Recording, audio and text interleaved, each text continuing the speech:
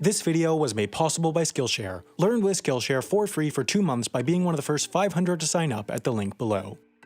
Hey, remember the British Empire? It was pretty cool for a very small and select number of individuals. In 1943, Australia was part of it, and so was India, and Pakistan, and Sri Lanka, which was then called Ceylon, and sort of Singapore too. The British had plenty of territories all around the world because, remember, the sun never sets on the British Empire. Unless the year is 2018.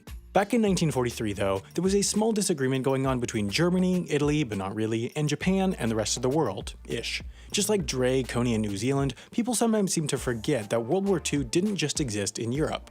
Japan was actually really good at killing and other war things, and they quickly swallowed up huge amounts of territory. Soon the Japanese got to Singapore, which was neither crazy, rich, or really Asian at the time, since it too was part of the British Empire, except not anymore, it was Japanese now. To this, the Australians went crikey, since they were sure they were next since the country was far too large to successfully defend.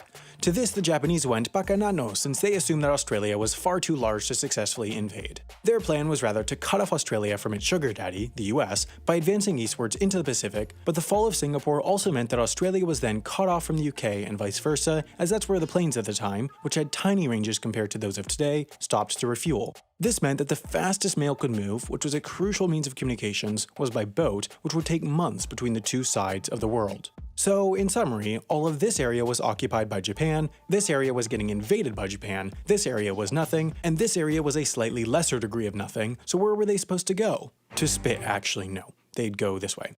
It was figured that planes could just barely reach the southern tip of Sri Lanka, then a British territory, thereby reconnecting the route between Australia and the UK. It was a stretch though. Over 4,000 miles separated Perth, the only major city in Western Australia, from Sri Lanka. The Cocos Islands, between Australia and Sri Lanka, did successfully exist at the time, and they were part of the empire, like absolutely everything, but the Brits sort of wanted Japan to forget about them. The islands were where the telegraph line from Australia to the UK went through, and they really needed the telegraph line in order to send funny gifs and military orders, so they decided not to draw attention to the islands by having the passenger flight stop there. It could get very balmy if they did.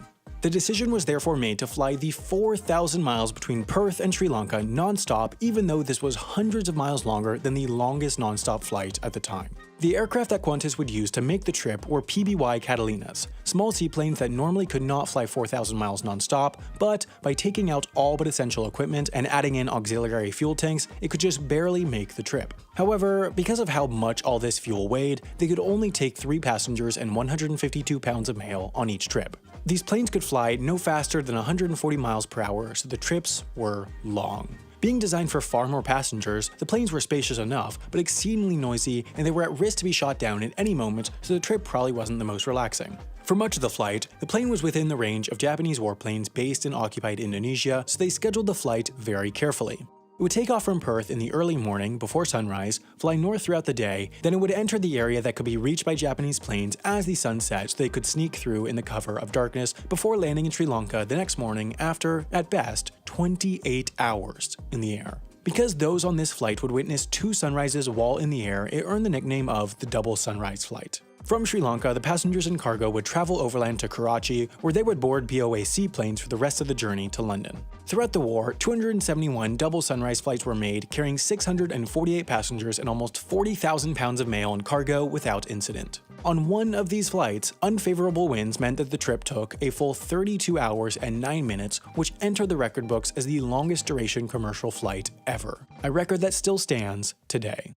If World War III erupts, all modern passenger planes are destroyed, and we go back to using Catalinas to link Australia to Sri Lanka, you're going to have to deal with a lot of difficulties, the most significant of which will be the fact that Catalinas have no in-flight entertainment or Wi-Fi. Calm down, it's okay though, because Skillshare's iOS and Android apps allow you to download any of their more than 20,000 classes offline. If there's something you want to learn, Skillshare probably has a class on it. For the impending post-war nuclear wasteland, you can learn things like how to make fire, give CPR, and make enchiladas. They also have courses on things more applicable for today's world, like the course on how to make an animated YouTube video by the great YouTuber Polymatter.